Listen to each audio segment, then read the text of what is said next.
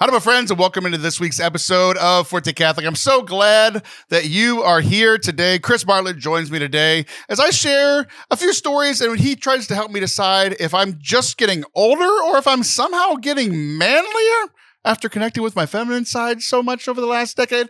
Who knows? We're all going to try to decide together. He also shares a story about going to a comedy club recently and tries to compare it to Evangelization and catechesis. You're going to want to stick around for that one because it's a doozy, but I think ultimately it makes sense. I hope that you enjoyed today's show. If you do, please hit subscribe wherever you are watching or listening. Enjoy.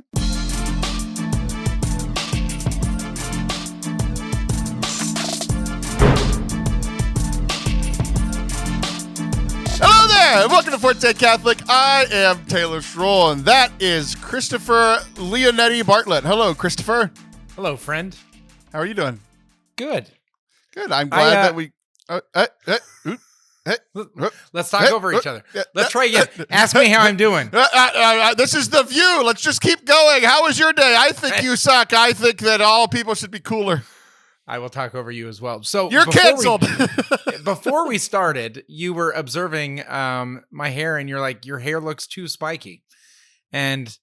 And then you're like, because of the hair gel. I'm like, what do you know? Now I'm thinking about it. What do you know about hair gel, Taylor? How dare you insult my view, my sweet, sweet lock of hair? One singular lock. I love that part the best. The problem is that your hairstyle looks exactly like the hairstyle that was cool the last time I had hair. That's fair. You know, I did have a different way of doing my hair, and my wife was like, no, I like it better this way. And I'm at the age where I've run out of craps to give. So I'm like, well, if she wants it that way, then I'll just comb it that way. Not a big deal.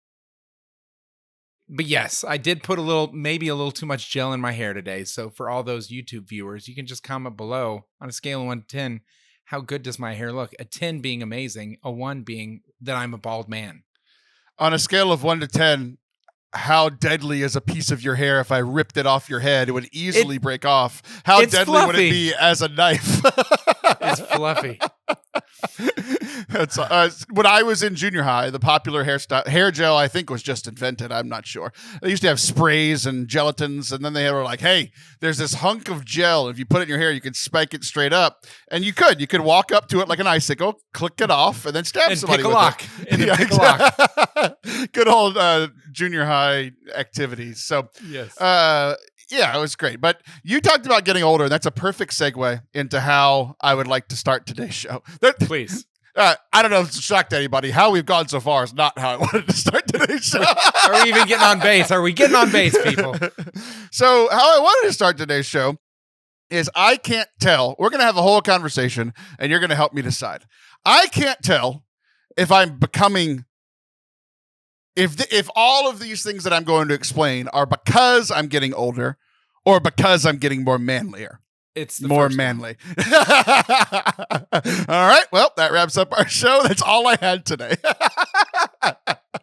Go on, please. I feel like I have been becoming more masculine in my old age, which is a weird thing to say that I feel like I'm becoming more masculine, because how I viewed being a man when I was younger was no feelings at all, anger and maybe some lust thrown in. And that was what manhood was to me as a young man. And then I met all these adult women over the last 10 years, and I helped create 2 little girls, and that really softened my heart. And I feel like over the last decade, I've really been connecting with my feminine side, and I've been growing in feelings, and I have feelings, and I cry when I watch. I cried yesterday at a baseball moment. I cried the other day watching a show. I cried. There's a kid from College Station who made it on The Voice. And I cry at everything now. So I feel like the last 10 years, I got more and more connected with my feminine side. And then something in the last year and a half, I feel like I've become more manly, or at least like my internal desires are becoming more manly, which has been odd. For example, this is just the first example, and I think the one that explains... I feel like my dad, or anyone's dad, with what I'm about to say. Currently, the thing that I am most excited about in my life, I am giving myself daily updates on this, is that in the corner of my neighborhood, they are building new roads that connect our neighborhood to the highway, and most importantly, connect our neighborhood to a community park that we've had to walk through the woods to get through for years, and also drivable distance to my son's new school. We're currently, this place is literally like half a mile away, and it takes us 10 minutes to drive there and back because we have to drive all the way around, all the way around, all the way around, and then all the way around. We have to make a big square. This will just be a one straight line. Boop, boop, and we're back. So it's going to take a 10-minute drive to 2 minutes. And the thing that is most exciting to me, I come home and I tell the kids, I tell my wife, they 2 more sections of concrete are done. We're almost done with the construction project in our neighborhood. And I love it for ease of access to a public park, ease of access as a father to pick up my son, and property values are going to go up because we are now connected to one of the biggest parks in the city of Bryan. Nice. I'm thrilled. It's all I care about currently. Yes. That one is, I would say, a blend of the two, option 1 and option 2. now, if you said like I am determined to get all the groceries in one trip, and I just put all the bags in one arm and I lift the thing up and stuff like that, I'd say that's probably more option 2. You're actually getting more manly. But this one is like you're concerned about property values. You want kind of less travel time. All those things tend towards the getting older thing. But part of it is providing for your family, caring for your family, ease of access to the things that matter to you and your kids. That's very manly. Like that is absolutely very manly. But there's a little bit of getting older in there too, to be fair. Right. And so like there's something that I do with my kids is that, especially with all the transition we have of new schools, it's like I had to get them comfortable with like the normal pickup process, drop off process and all this sort of thing. And also it's just like when they were at the Catholic school where we all worked, it was just like if something happened, somebody was going to text or call us or whatever. Right. Yeah. Now it's like they are a little bit more on their own in the world. And, if they really need something, we'll get a phone call or whatever. But like simple things like what if I'm 5 minutes late to pick up for my son? No problem at all because he has a phone. My other daughters don't have a phone. So what if I'm 5 minutes late to pick up? Well, for the middle daughter, it doesn't matter as much. For the youngest daughter, she's a walker. So she walks home, which, they walk, the school walks her to a certain like 4-way stop in our neighborhood. There's a crossing guard that walks them across wherever they need to go. Like there's adults there, right? But my process is that I meet her at 3:00. They get released at 3:05. I meet her at the corner at 3:07 every day. What if I'm 3 minutes late? Yeah, and I walk her home from that corner. Like it's legitimately eight houses down, right? And then finally, after a couple of weeks of her getting comfortable, I had to explain to her, here's the emergency thing. Like if I'm 3 minutes late and I can't communicate with you because she's 7 years old. She doesn't have a cell phone, right? Right. I was like, ask the crossing guard to help you cross over this other street. And there's a way that she can walk that is where she doesn't have to cross the street on her own because the crossing guard helps her cross the 2 streets. She can walk fully in grass to our house, like through people's yards or whatever, to our house, 7, 8 doors down. And she was like freaking out about the emergency. Well, and then I had to do it with my son. I was like, what if I'm running late, but I'm not going to be able to come get you in time and you need to walk home? Well, what we've had to do is I had to teach him how to walk through the woods by himself, which is a terrifying thing as a dad because you're sending your child out into the woods alone. Into the Hunger Games. Yeah, exactly. And it's like, and I had to tell them, I was like, this is not the plan. This is not replacing picking you up. This is not something that I want to do, but you need to know these things in case something happens, right? There was actually a really good example a couple of weeks ago. Everything ended up working out, but I told my son, I was like, look, the person that I had to go pick up your sisters has their own kids. They literally don't have another spot to come get you. If I'm not able to get back in time, because my wife had a death in the family. We drove to San Antonio at 6 a.m. We dropped our son off at football practice at 6 a.m. We drove to San Antonio for like a 9:30 funeral service. We do the funeral, we have lunch with the family, and then we drive back. And I told all of my kids, I was like, look, there are 2 plans. One, if we get home in time, you will see us and it'll be normal. Or you will see Miss Jennifer for the girls. Or I told my son, you might have to walk home. Right. And it's like, you have these 2 options. You can walk through the construction, which is dangerous in its own right, or you can walk through the woods. And I was like, I just have to tell you how to do this because they all have a code that they can get in the house. I can put their thumbprint on our, we have one of those smart locks now. They can get in the house and be safe, right? And again, this is not planning. We're not planning for this, but just in case something happens, what happens? I get in a car wreck and I'm knocked unconscious and my wife's with me. What at 4:00? What are my kids going to do for school pickup, right? So plan all this stuff out. And they're like freaking out. And then ultimately I was like, guys, this is just me as a dad making sure that you're okay if I'm not okay, right? Right. Right. So is that getting older or is that being more manly? I actually think it's more manly because it fosters two things that I think are manly. Number one, it's a planning, caring type of thing, right? That's providing a plan. I think that's very manly. The second piece is it's actually fostering leadership, right? It's like, son, you don't need to use this gun, but you need to know how to use the gun, right? And I'm actually telling you don't use the gun, but it's safer if you know how than if you don't know how. It's like, I'm not telling you should walk home, but it's safer that you know how to get home than not know. And that, I think that's manly. I think that's actually raising up. I would say it's fatherly, and fatherhood is masculine. So there you go.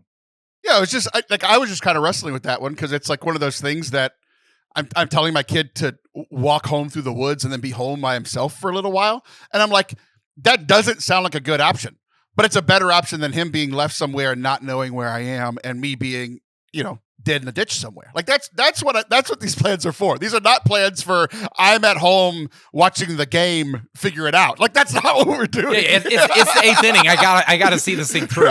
Right. Do you know and it's also not illegal. And this is the most Texas law ever.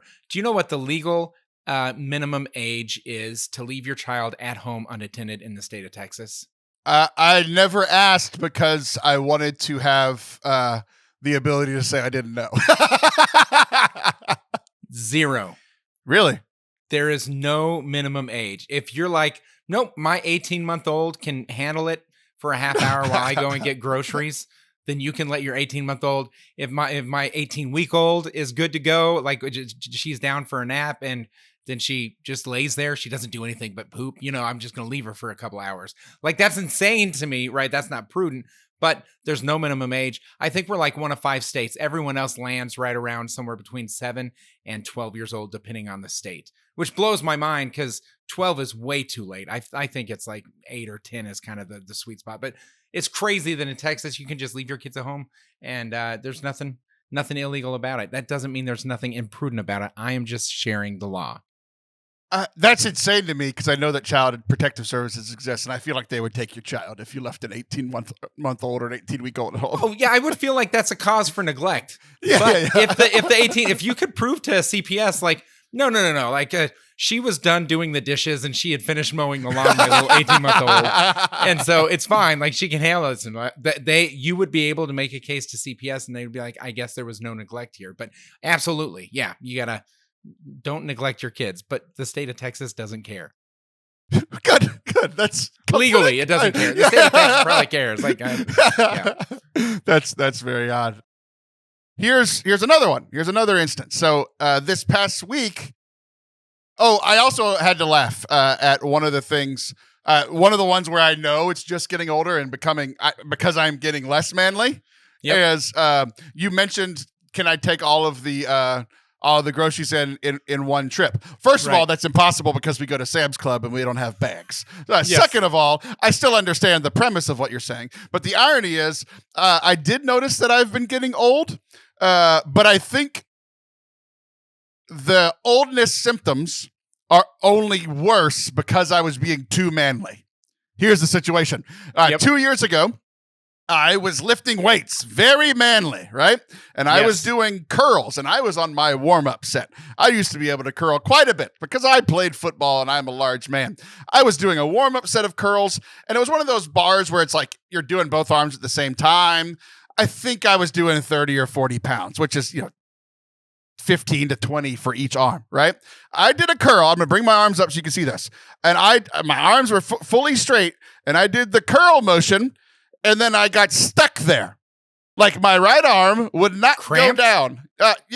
Like complete cramp where like the muscles that bring your arms to be up in like a fist, I couldn't move them down. I for walked the out next of 2 Planet weeks- Fitness. Yeah, the next 2 weeks you had to hold that barbell and just walk around and live your life because, dagnabbit, if the muscle's not going to release, you're manly enough just to hold it, right? Is that what happened? So I literally walked out of Planet Fitness stuck. I mean, my fingers worked. I was able to let go of the bar. I walked Fist out in the air, like you're looking making a like- statement. Yeah, exactly. Have a good day. Hey. So I'm not an idiot. I didn't have it up like this, but I put my arm down to my side, but it looked like it was still stuck. It was still in the 90. Yeah, still 90 degrees. So it looked like I was in like the position where you're talking about carrying groceries in, right? Yeah. So I bring it down and I get into the car and I literally like massage the muscles out and I get it to where it's straight, right? It's sore for a couple days, but I'm like, look, I am getting older. I'm going to wait about a month. And so I kept going to the gym and I was just doing legs and I was doing pushing things. I wasn't doing pulling things, right? Sure. Everything was fine. A month went by, no more soreness, nothing. I go to do, this time I'm being smart. I'm like, look, I'm going to ease myself back into this. I do 10 pounds, stuck, have to walk out of Planet Fitness. And so I'm like, okay, logically, I'm a man. I'm an athlete. I can recover from this, right? So I was like, look, I gave it 1 month off last time. Clearly it wasn't enough. I gave it 3 months and then I tried again. And then I just stopped going to the gym because I gave up. I'm like, well, if my body doesn't work, what's the point in it, trying to get less body or look better? I just gave up. Kind of like you with your hair this morning. Just completely gave up on looking good or feeling good. So I'm just imagining, does it translate to other areas? Like you're at like a bar and they're like, do you want the 16 ounce or the 20 ounce? And you're like, I'll try the 20 ounce. And then you go to take the drink and you're like, oh no, my arm is stuck again. And you just have to use your other hand to release and you're just stuck again. Like, what have you noticed in any other areas when you go to high five someone, you're like, oh, it did it again, or whatever? For 2 years, I have been masking these symptoms by just figuring it out. Carrying a guitar, impossible. Playing the guitar, impossible. My arm got stuck in that position while leading worship during adoration at a diocesan event about a year ago. Instead of my arm being able to move because it's fully stuck, I had to start moving the guitar with the other hand. Oh my gosh. So I have just been... It's the most negative manly thing that I've been doing over the last 2 years. It's like, I'll be fine one day. I am not fine. Not fine at all. I finally went... I told my doctor about this. 2 years. 2 summers. I told my doctor. She's like, what the hell? Why didn't you tell me anything? She's like, you probably need surgery. I'm like, oh. Chris, I haven't been able to lift normal things. For 2 years, I let myself not be manly. Like picking up a pot while I'm cooking. I couldn't do it with one arm. I had to use 2 arms so that my arm wouldn't straighten out either at a 0-degree angle or a 90-degree angle because that's when it would screw up. Yep. Everything was broken. I went to the doctor. She's like, you need surgery. I went to the surgeon. Very strange experience. He's like, I hate doing surgery. I really don't want to do surgery. I'm like, that's your job. But I'm grateful because I avoided surgery. For the last 2 months, I have been doing physical therapy where I go and this woman who is half Catholic, half Muslim, devout parents on either side of their respective religions. I go 1 hour, either 1 hour or 2 hours a week, and she beats the crap out of me. I have bruises on my arms right now from Sweet Fatima. Does it sound like a Catholic name? It sure does because of her mother practicing Muslim. So it's all very confusing, and I love her to death. But my arms are currently bruised because every muscle and tendon in my arm is incredibly inflamed because I let it sit with no help for 2 years. Wow. So just an after action review, not going to the doctor and not addressing your own pain, right? If this was one of your children, you would have taken them in a heartbeat, right? Let's fix this. But you not going, pretty manly. Like men are just like, I don't know, just rub some dirt on it. And then, but you no longer lifting, not so manly. So I don't know where it balances out. You know what I mean? Like during that 2 year period, it was like, you're not lifting anymore, which is a pretty manly thing, but you're also not going to the doctor to address the reason why you can't lift, which is a pretty stubborn male type of thing. So, but I don't think the issue is because you were getting older. I think the issue is because something was chronically wrong with your inflammation, and I don't know if that increases as you get older. I'm not dealing with that. So, and I'm older than you, so there you go. Yeah, I think the main issue for this story is that I'm an idiot. I don't think it has anything to do with me getting older or being a man. I think I'm stubborn or lazy. Which one are you going to take? Yeah, exactly. Yeah. But the irony is, double irony. I didn't even realize it. I meant it really as iron, but I'm about to tell a story about actual iron. I'm hilarious, and everyone should appreciate me. So the thing that I noticed, I'm getting better, because one of the other things that I've been doing that is manly, and I've talked about this quite a bit over the last year, is that I've been cooking. Now, cooking's a woman thing. No, I cook meat and meat alone. Very badly. So I got a cast iron skillet. Have I told you about this? No. Okay. So my thing last summer, beginning of last summer, was the air fryer, and that's what unlocked cooking for me. And now I love cooking. I love it. It is so much fun. Like this past weekend, I cooked ahi tuna steaks for the first time. Ahi tuna steak I've only had at fancy restaurants. One time I paid, the other 2 times it was a parish like Christmas thank you. The priest was paying out of his own money, not the parish's money. So he ordered ahi steak and said, "Whatever you get whatever you want." I said, "I'll have that too." $40 to $50 typically at a fancy restaurant. Wow. I bought 4 ahi tuna steaks for $16. And I cooked them yesterday, and on my first try, I watched some YouTube videos, how-tos, recipes, kind of mixed and matched to my... Incredible. One of the best things I've ever created in my entire life. Go. Well done, Taylor. $4 a piece. So what I think, Chris, is that we should start a restaurant and only sell ahi tuna, because it might be the biggest markup in food that I've ever experienced in my 10x life. markup. Nice. Yep. But so I have been cooking a lot more meat, and I've been using, like, I've graduated from the air fryer. Still using the air fryer, but like cast iron skillet, loving it. And I had a big breakthrough in my manliness. I'm cooking a new meat, and I was able to, with one arm, pick up the cast iron skillet, which I've been able to do for a little while, but I couldn't turn this way. I couldn't turn it to like dump out the hot water. From the same issue? From the same issue. Uh-huh. I was able to turn it and not lock up. I had the strength to do it. Like, I'm getting my strength back, which is very exciting. So I noticed during the cooking the meat manly thing that I'm being less of an idiot, and I'm getting stronger again. I'm very happy about this. That's amazing. That's amazing. And I'll be honest, tuna and fish is a great thing to eat if you're struggling with inflammation. It's going to help your inflammation go down. So good job.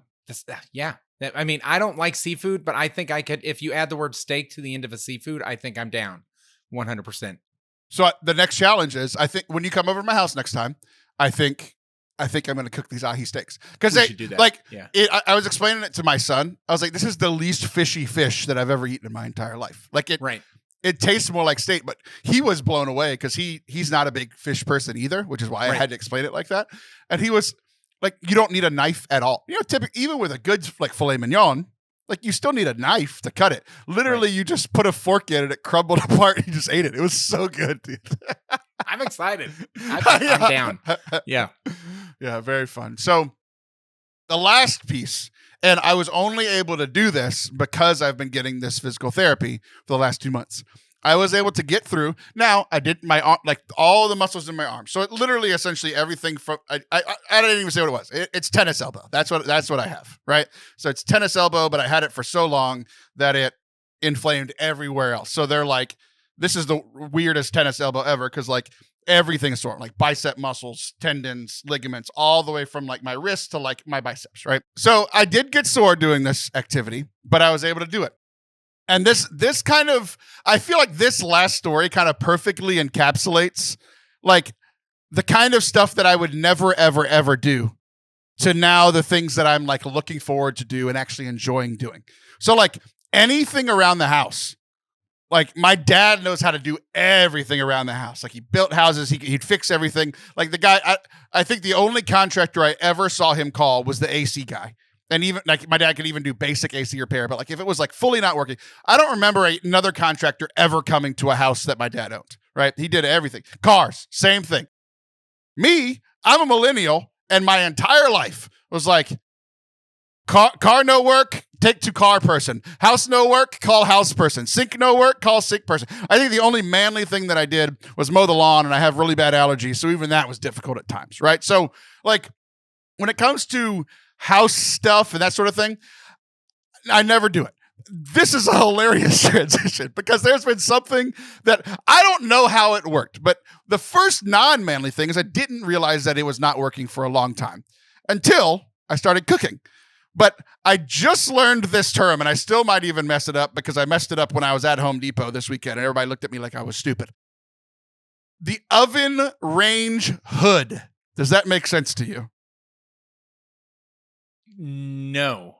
Okay. So there's a hood over your like stovetop that sucks in all the air from the stove. Like if you're cooking, it's supposed to suck in all the air and take it like out of the house. Because a lot of times when I was cooking, it would smoke up the house. Yeah, above the oven. Yes. Got it. Okay. Yep. Yeah. So I didn't know that they existed. I didn't know how they were put in. I just thought, I never thought about this thing, so I thought it just kind of existed, right? And I didn't know that they could break. I didn't know that you had to fix them. I didn't know they were installed. I didn't know how they worked. I had no idea. Yes. Never thought about it once in my life. And then I started noticing that as I was cooking, like, let's say a third of the time that I would cook, like I was so focused on the food and not messing it up that I never really looked in the other rooms of the house. But I would finish cooking and I'd be like, why is it so foggy in our home? We'd have to open 2 different doors, a window. But to get a current going through to blow it out. Yes. Uh-huh. I had to start the AC just to get some air circulation. It would take 10, 15 minutes or whatever. Not a huge deal, but I was like, there's got to be a solution to this. The solution is that thing above my stove wasn't working. So I pushed the button and it sounded like it was on. And I finally kind of looked at it like, how does this work? And I put my hand above it. And I was like, oh, it's not doing anything. It's not sucking in any air. It's not blowing out any air. Nothing. So I'm like, what is this thing called? And I was so struggling to Google. Like that's how little I knew about this. Finally, I Googled. I'm like, okay, how do I fix this thing? That's the first thing, right? And then I find like the brand, I find like the paperwork that's on a sticker on the inside of this thing, right? Yep. The first thing I do is look under it. It is gross, filthy. Because why would I look under the bottom of it? Why would I ever do that, right? It is filthy, dude.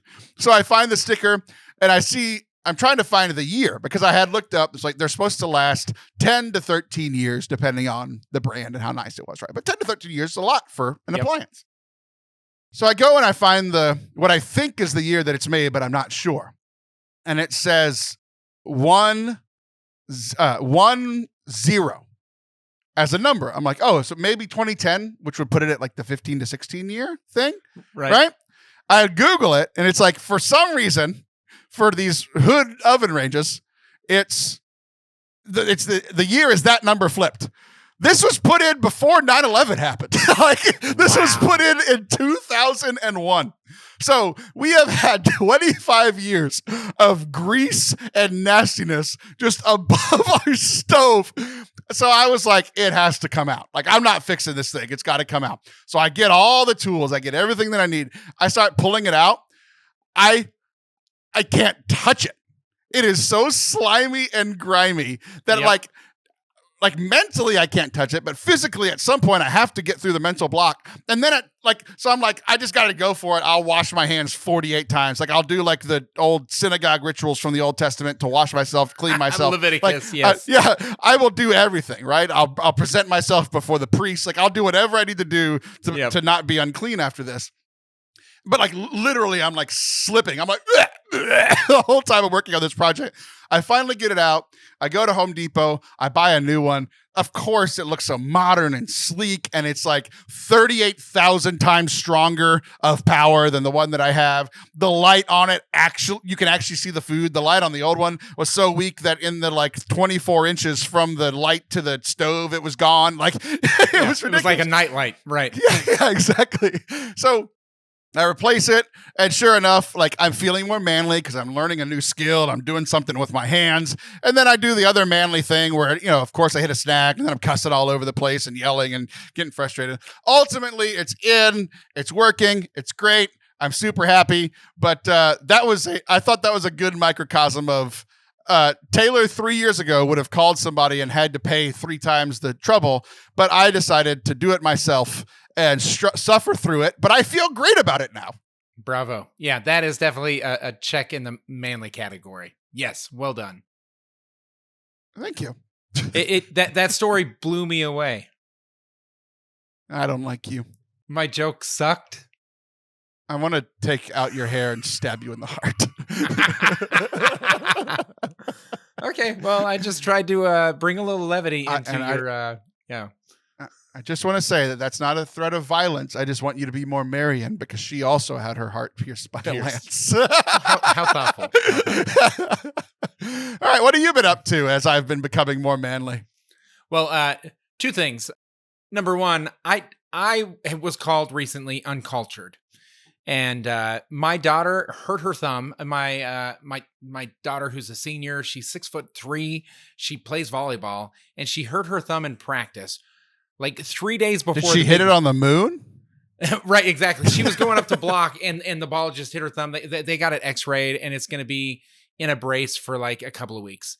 But the big rivalry game between them and their rival school was last Thursday, like 3 days after her thumb injury. And it's her left hand. She hits with her right hand, but she blocks and bumps with both hands in volleyball, right? And so they're like, nope, you can't.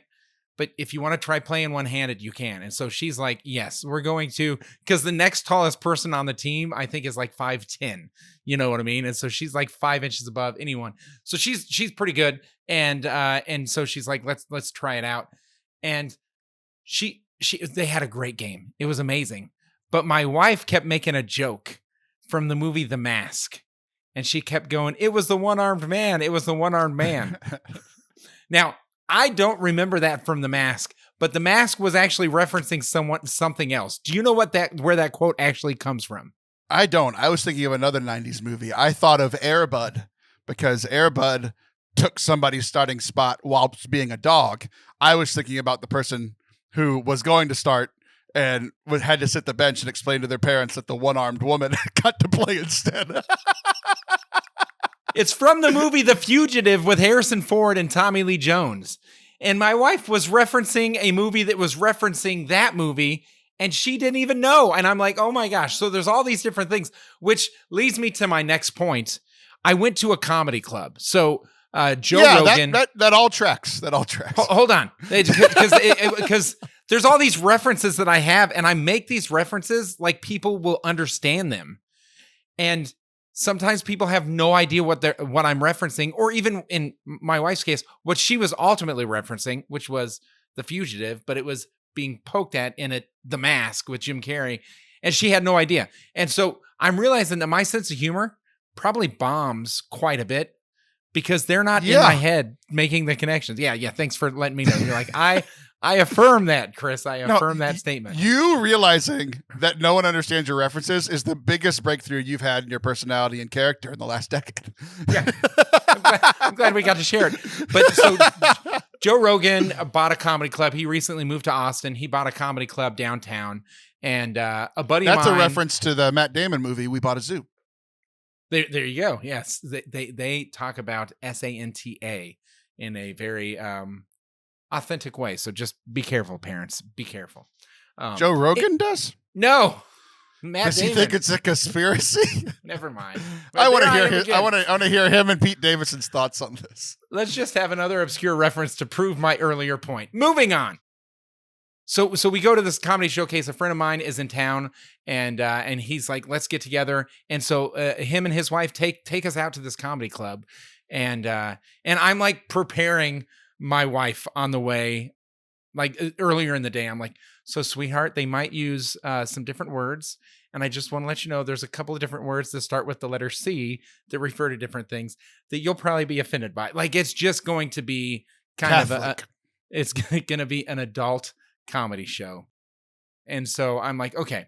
So we get there, and I'm telling you, like, there were 7 comedians that were showcased, and the first one got like 5 minutes, and the last one got like 25 minutes. So they kind of scaled up, and of the 7, all of them made me laugh except for 2 that completely bombed. Like, it was like they were drowning on stage.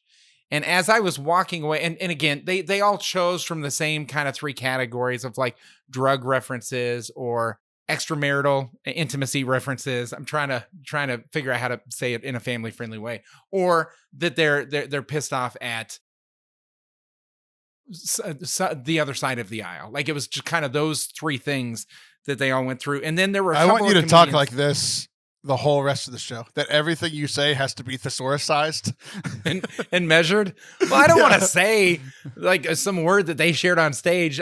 Anyways. Greetings and salutations. I beckon Citizens. thee into Forte Catholic. Yes. My name bestowed upon me by my parental figures is Taylor Schroll, and that is Christopher Bartlett. He comes to us from another place, another land.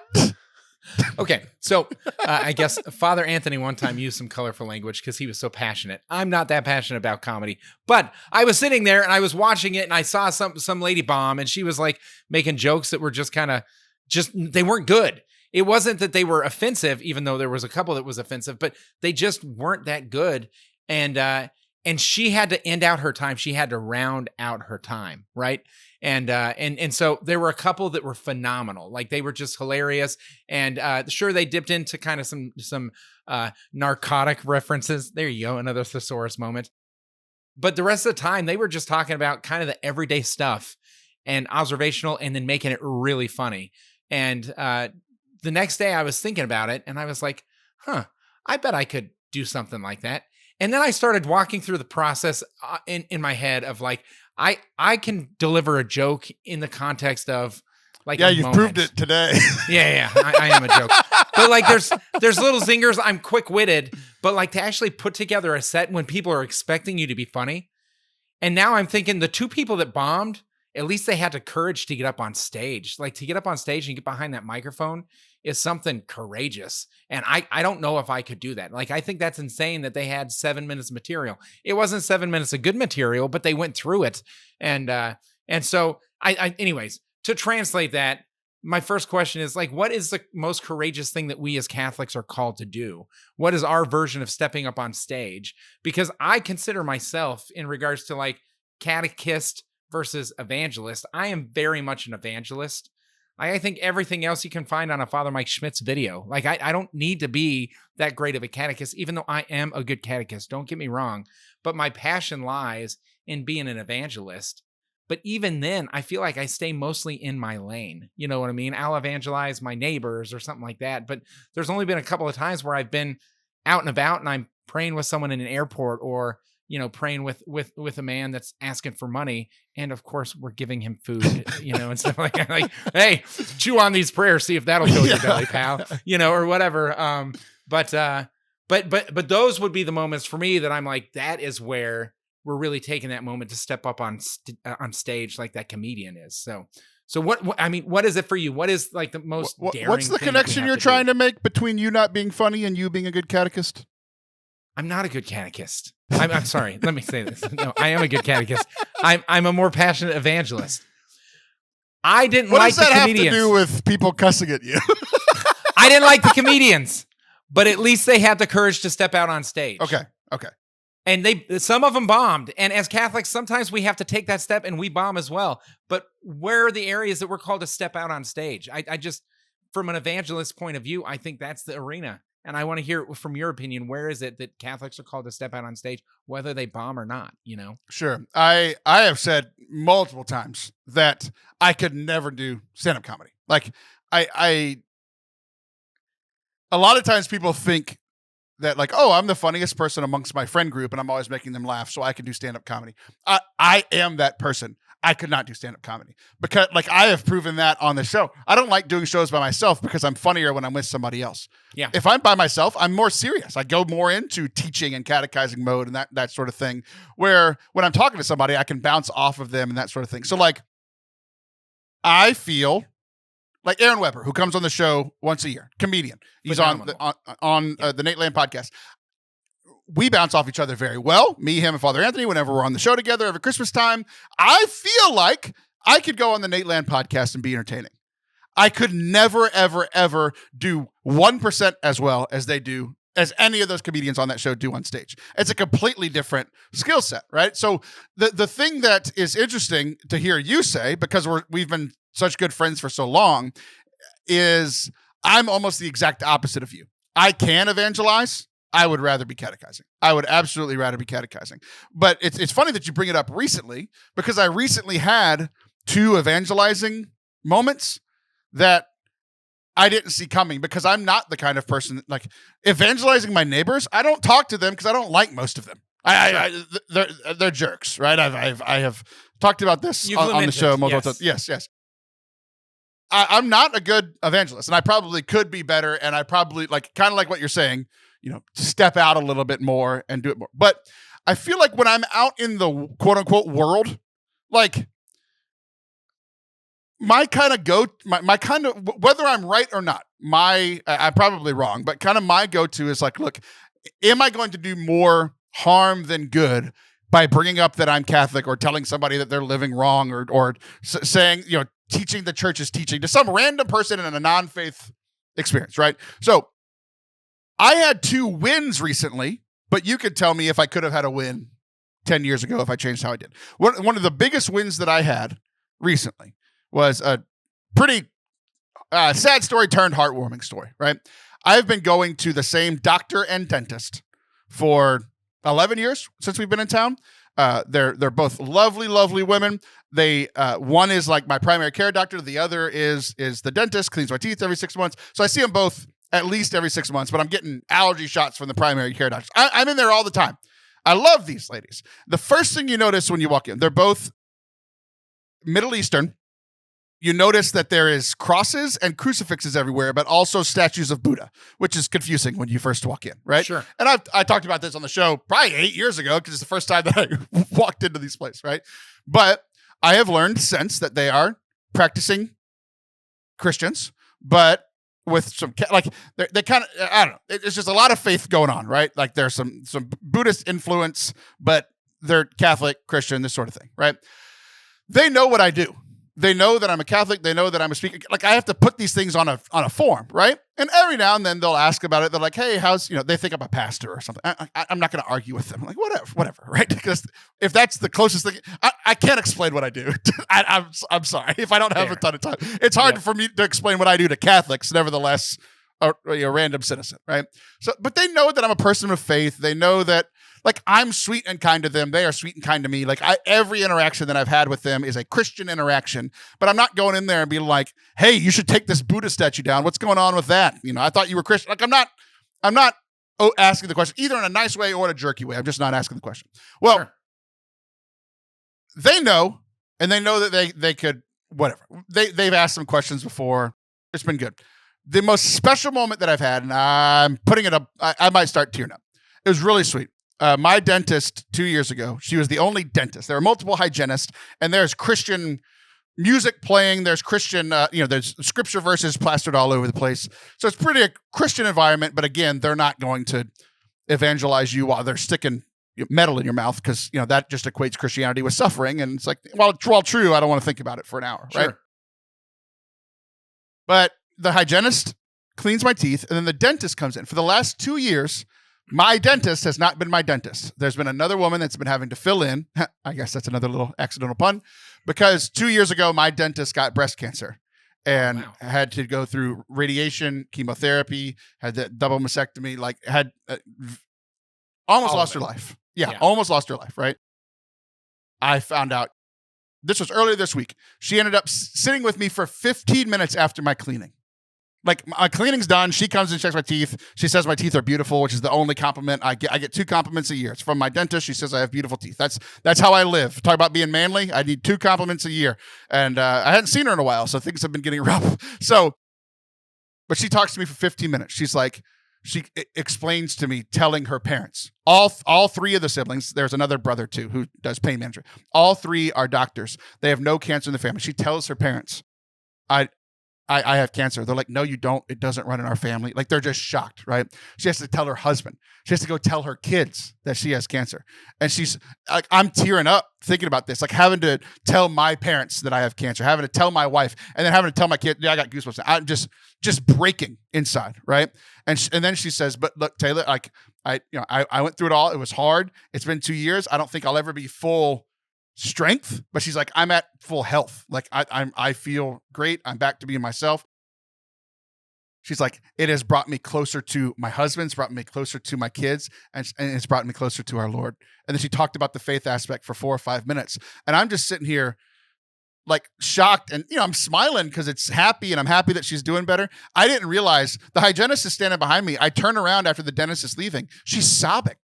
Just hearing this story, and like, I don't know, hearing how the suffering sucked, but ultimately led her to goodness. And I got to share my favorite verse with her from Genesis 50:20, when it was Joseph with his brothers. He's finally revealed himself to his brothers. He said, what you did was meant for evil, but God used it for good, right? Uh-huh. We don't understand this suffering. And I'm just like, it was incredible. And like, I never said like, hey, let's talk about faith. She just knew who I was and knew I was open to talking about it. It was incredible. And the fact that the hygienist was in tears meant that wasn't just her rounds. Like, she doesn't sit down with everyone. Right. That was the first time the hygienist had heard that as well. Right.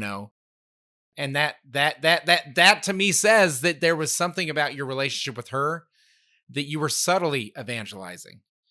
And I think that's the difference. Like, you are like naturally funny, but you're not get on stage funny. Like, if someone handed me a couple of addresses and say, go knock on these doors and evangelize to these people, I'd probably bomb. I would probably bomb. But if I'm just in the normal day to day and I'm exhibiting the joy of the gospel, I just pictured you knocking and being like, listen, have you heard of The Mask? It references this movie from 20 years earlier. And they're like, why are you at my door? Because of Jesus. Don't you get it? Are you uncultured? You buffoon? Yeah. And I think that it's funny because you mentioned like, hey, move the statue. I don't know if that's an act of evangelization. I don't know if calling people out for their sins as much as calling people to a better life. Like there were a couple of comedians that were just doing these things, and my heart was saddened. I'm like, oh, they're not experiencing. They're chasing after something that only Jesus can answer, or whatever. And so I marijuana's not the answer. That wasn't what I wanted to say. I wanted to say, tell me more about your life, but they said no heckling. They made us sign a thing, so I couldn't say it, so, which is fine. It wasn't the right time. But have you heard about our Lord and Savior, Jesus Christ? He loves you despite all your clear list of sins. Turn to him now, but also in a way that'll make us laugh because we paid to be entertained. Yeah. If Father Anthony was there, he could have heckled after their set was done and said, and I absolve you of your sins in the name of the Father. That would have been hilarious, especially one of the girls that bombed, because she made a couple of digs at the Catholic Church. And I was just like, they're not even that good of a dig. Anyways, long story short, like the formal aspect of stepping on stage. That's the one time where you were like, I could do better. Yeah. One time. Of stepping on stage, like to go out and say, I'm going to evangelize is different than saying I'm an evangelist. And to be like always ready in natural dialogue and things like that. But if I'm like on a street corner and I'm on, stand up on a soapbox and start doing that, I actually don't think I'd be good at that at all. At a zero, I would be zero good at that. But if I'm at a sports event and I'm sitting next to someone and we're just having a conversation. I mean, I was at a rock concert and I evangelized, kind of shared the gospel with another dude. And then we were in a mosh pit like 30 minutes later. You know what I mean? Like, those type of things I can do. Did he punch you because he was tired of hearing you talk about Jesus? No, he hugged me in the middle of one of the angstiest songs ever. It was amazing. He's in the mosh pit because we both, he had just had a miscarriage, and I shared about how I had a number of miscarriages, and he's like, whoa. And then we anyways, we actually stayed in touch, which has been amazing. But like they play this angsty song and they're like, is anyone going through a hard time? This song is like 20 years old. And he's like, yeah. Bleep yeah, or whatever, and then they're playing the song, and he's in the mosh pit with tears going down his face, and I'm in the mosh pit too because I'm lying to myself that I'm not old, and then he comes up to me in the mosh pit, and in that moment he like just hugs me and we step to the side so that we don't get, moshed up or whatever. And he just gives me this hug and then keeps going. It was this profound little moment. But if I went into the concert saying I'm going to share Jesus with someone, I would be the most annoying fan at the concert, right? So I think that sometimes God sets up the stage for us. It's not necessarily that we formally step onto the stage. And I think the dentist example is a great example of that reality. But I would say that stage that God set up for you, I mean, it was every 6 months you had a little 2-3 minute set to just share the joy of the gospel and just be authentic disciple Taylor. And that led to that sharing that you guys had this last time you were at the dentist. That's beautiful. Yeah, it was really sweet. I like that we're closing the show and you shared a story about you also getting older and manlier. I'm very proud of you. I made the cut. I hope that I can maintain manliness as my body slowly starts to run away from the physical things. Cause I'm like, ugh, my hips hurt and I still go running. And I'm like, I don't know if anyways, that's more old than manly. So let's not end on that. Say something manly and then we'll close the show, Taylor. Do it. Steaks. I was about to say that sigh might have been old and manly all at the same time. I'm done with this. All right, well, that's our show. I've been Taylor Schroll. That is Chris Bartlett. I'll be back next week. He'll be back in a month. See ya.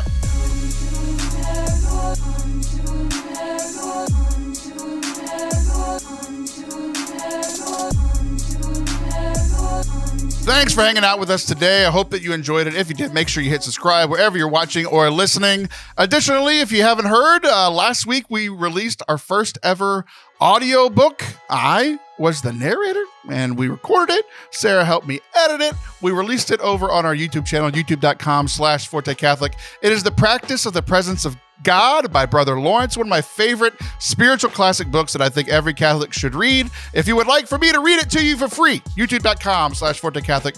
Go check it out today. We've got all kinds of stuff over there, talks and everything too, but that's the main thing that I want to share with you now because it's a new endeavor. And if you like Catholic books for free, go check it out. We'll see you next week. Bye.